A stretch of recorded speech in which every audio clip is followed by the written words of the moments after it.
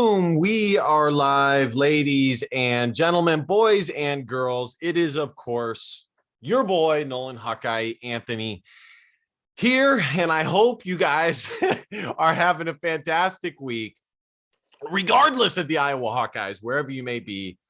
And of course, however you may be listening. I have terrible news, unacceptable news. And I think that this may go down as one of my most popular videos ever. This was shocking. This was, as I already said, unacceptable.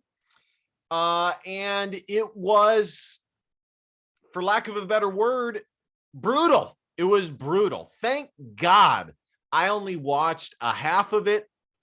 You know, obviously some of us have, most of us have work or whatever.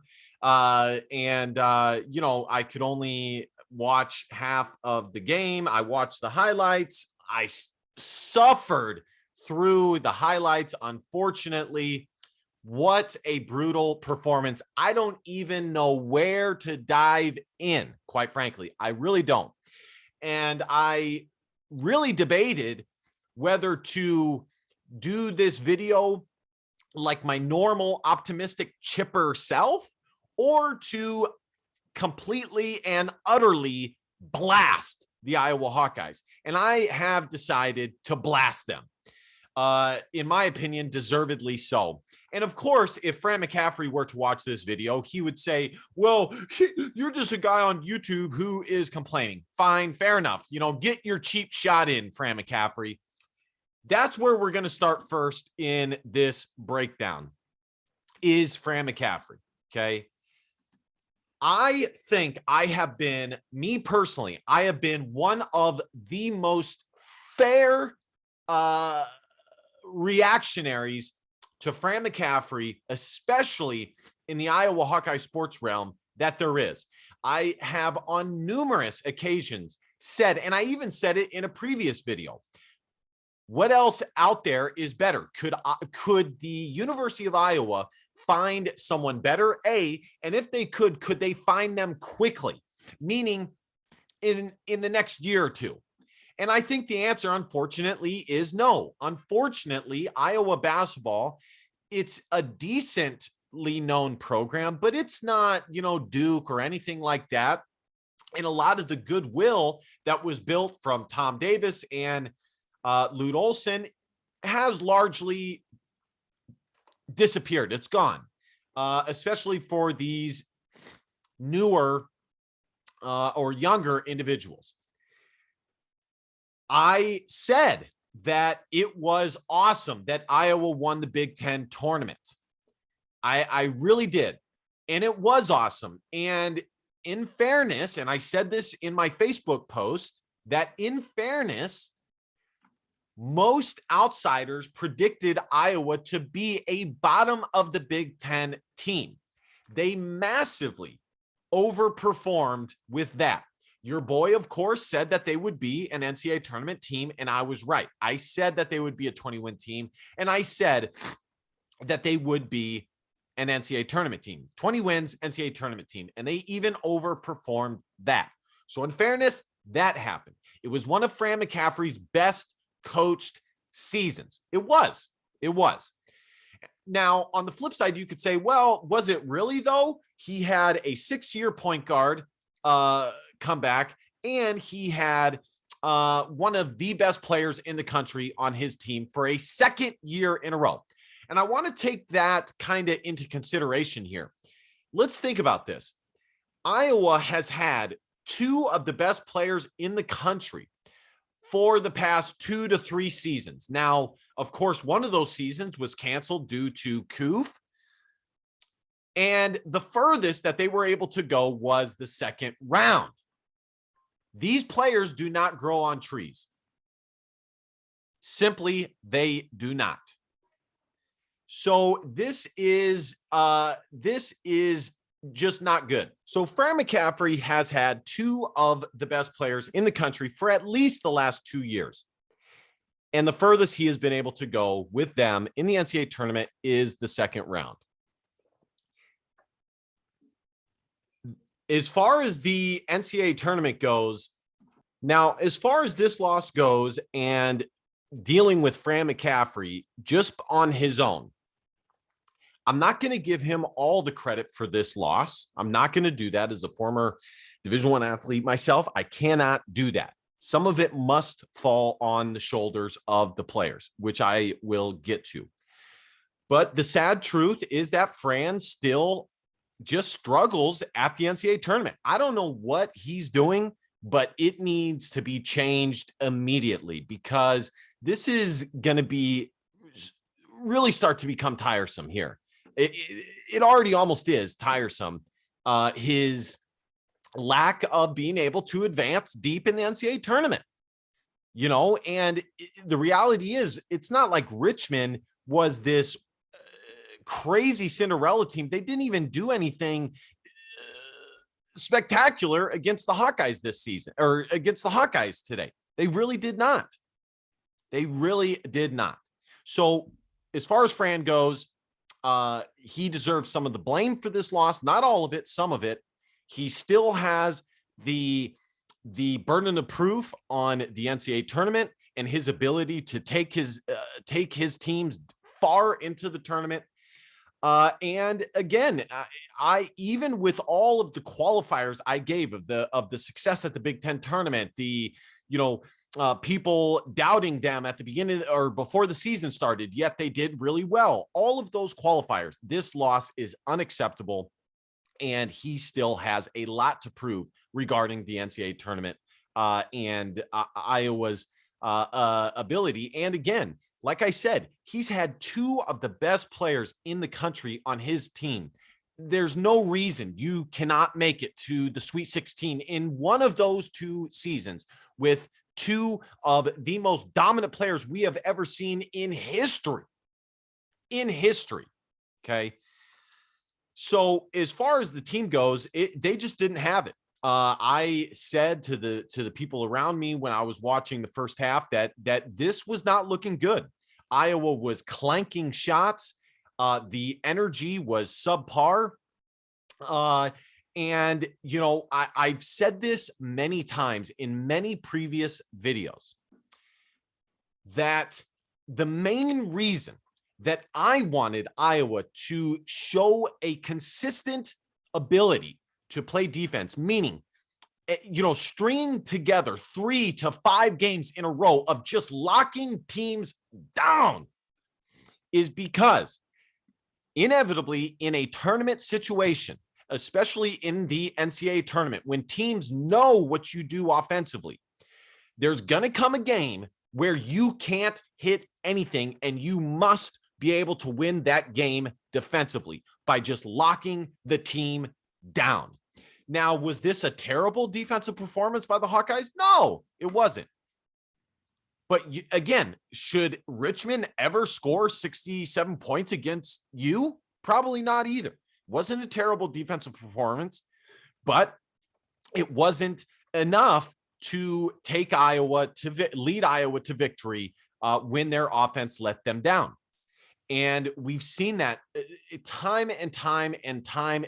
And the same thing happened last year against Oregon. Iowa needed their defense to step up, and it didn't. Now, I'm not blaming all of this loss on their defense. The offense just wasn't there. But again, the reason why I said that they needed to string together consistency on the defensive end is so when they got to the NCAA tournament and they needed their defense in order to win the game, they would be able to turn to it and do it. But they did not have it. As far as just the loss in general, this is one of the biggest upsets in the NCAA tournament. I feel like a total a-hole for getting your hopes up, and I'm sorry for that. This team, I wish I would have never posted about Dick Vitale having Iowa in the NCAA or in the championship game, and shoot, the guy on Outkick, Dan Dockich, having Iowa, make it to the Final Four, and Evan Maya simulation, having Iowa winning the NCAA tournament. I wish I would have never even said that because I got your guys' hopes up, and that's my bad. I'm sorry. But ultimately, I can't go out there on the court and play for these guys and make sure that they don't disappoint. But I still apologize for getting your hopes up. And, you know, in fairness to me, Iowa did look good. They looked really good. It seemed no way that a team like Richmond could take them down. It really did not. But nevertheless, I apologize for getting your hopes up. That's my bad. I apologize for that. I remember, you know, throughout my athletic career, coaches would always, you know, say, especially in college, you play like that, you deserve to lose. You have no one to blame but yourself. And that's the situation here. Richmond did not play particularly great or anything like that. Iowa played down to the level of the competition and lost. And they just couldn't hit anything. From beginning to end, they, you know, what we have seen in February and March, it's like, and you watch this game and you're like, what? Iowa was capable of doing that? That's crazy. These two teams are night and day. They're night and day. All right, let's look at the stats here. I don't really have much more to say on this besides, you know, looking to next year. That's all we can really do. I'm so disappointed, guys. I am so utterly and completely shocked. You know, and it looks like, you know, Richmond led pretty much of the game. You know, they really did. They had Iowa on the ropes the whole game. And it just did not happen. Iowa looked terrible in the beginning, and they weren't able to get out of that terribleness. They just weren't. So terrible. Wow. Here's the box score. Keegan Murray had 21 points on 8 of 15 shooting. Guys, this is hard for me to do. I am a staunch Iowa supporter. This is such a hard video to make. Patrick McCaffrey had 18 points, and outside of that, Iowa had nothing. Iowa had nothing outside of Keegan and Patrick.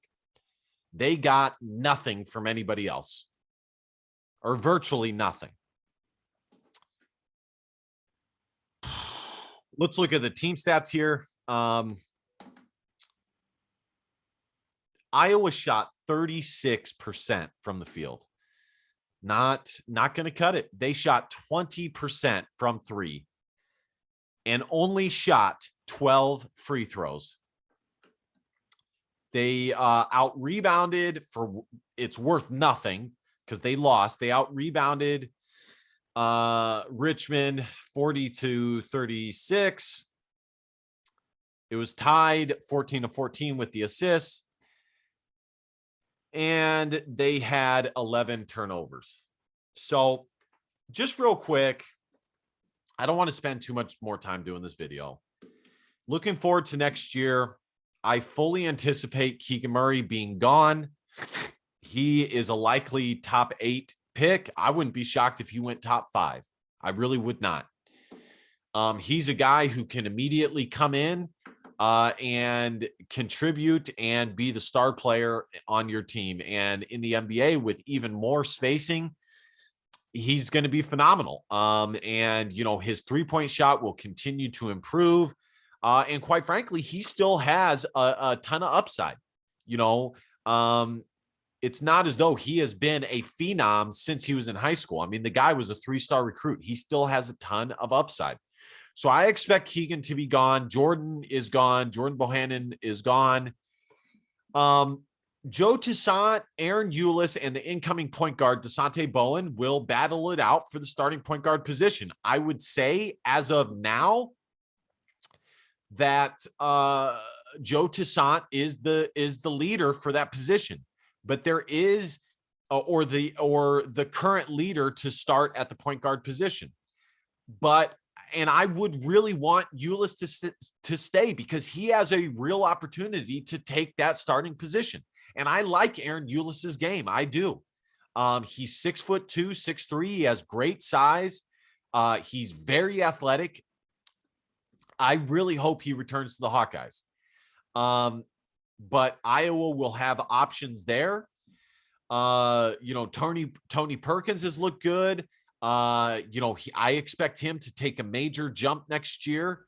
I don't think he will be the guy. That will be Chris Murray and Patrick McCaffrey. I hope Philip Rebraca comes back, but we'll see. We'll see. I hope he does. He can return to Iowa for one more season, but we'll see. Like I said, I hope he does. We'll see if incoming freshman shooting guard Josh Dix is able to go. I don't think he will be able to. I think he'll probably have to redshirt, but he is highly talented. But so that's kind of iffy. Peyton Sandfort has looked good, and I liked what we saw from Josh Agundale in the Big Ten tournament. So Iowa will have pieces coming back. I would say that my prediction, way too early, and it totally depends. I mean, last season, CJ Frederick, Jack Nungy, all guys who I expected to come back left. So you never truly know, especially in basketball. But early, just hypothesizing that Aaron Ulis comes back, Joe Toussaint comes back, Rebraca comes back. I think Iowa will be predicted between 5 and 7 in the Big Ten. They will be predicted to finish 5th to 7th. And they will be considered a top 35 team coming into the season, 35 to 40 team coming into the season with room to improve. That is and they will be expected to make the NCAA tournament again because they have enough guys coming back. I know Keegan Murray will be a big loss, and Jordan Bohannon will be, not as big a loss, but, somewhat of a loss. So it'll be interesting to see what the next era looks like, especially with, a more attack the rim, defensive minded guards, with Tony Perkins, Aaron Ulis, Joe Toussaint, and Desante Bowen. Not a ton of great 3-point shooting there, but a ton of athleticism. So we'll see how that plays out. The one negative is that Iowa will not have as good a shooting as they have had the past 3 years without Jabo, CJ Frederick, Joe Wieskamp, guards like that. Is it possible that the guards get better at shooting threes? Perkins, Toussaint, Ulis, and Bowen? Sure. But as of now, they are very average at shooting. So I would say that, the shooting will primarily come next year from Peyton Sandfort, Chris Murray, and Patrick McCaffrey.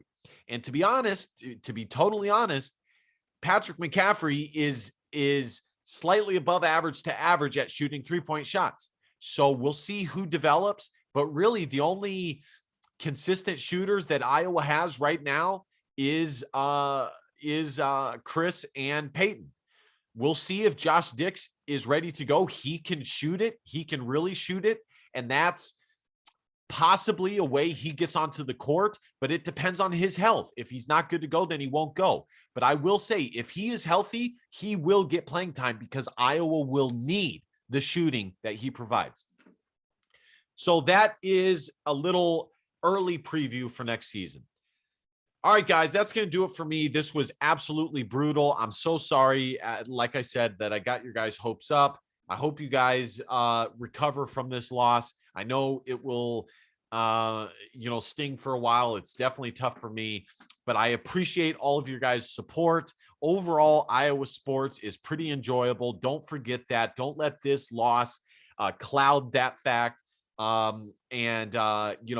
Next we turn to Iowa football, which I will have you completely covered for, and have you guys taken care of there. I will have, obviously, off-season videos for basketball, football, recruiting in both sports, maybe a little bit of wrestling, maybe some baseball. I will have you guys covered. All right, guys, smash that subscribe button, because, well, subscribing makes you feel good, and it'll help me much more with this loss. I did just add the Cash App. So if you want to send me a tip via Cash App, you can do that. You can also do it, help your boy out with his coffee habit, via PayPal. So now I have two options, PayPal and Cash App. If you can't, honestly, if you cannot, figure out how to use that, the only other option is sending it to a PO box. But that's kind of tricky as well. So those are the two main options if you want to help your boy with his coffee habit. Other than that, comment, please comment how you're feeling after this loss. Who's more to blame, Fran McCaffrey or the players? And I will see you guys in the comment section. And be sure to go to 247hawkeye.com. DBAP, don't be a pussy, Willow. And facts or feelings, because your feelings don't matter. Love y'all. We'll get through this. Go Hawks.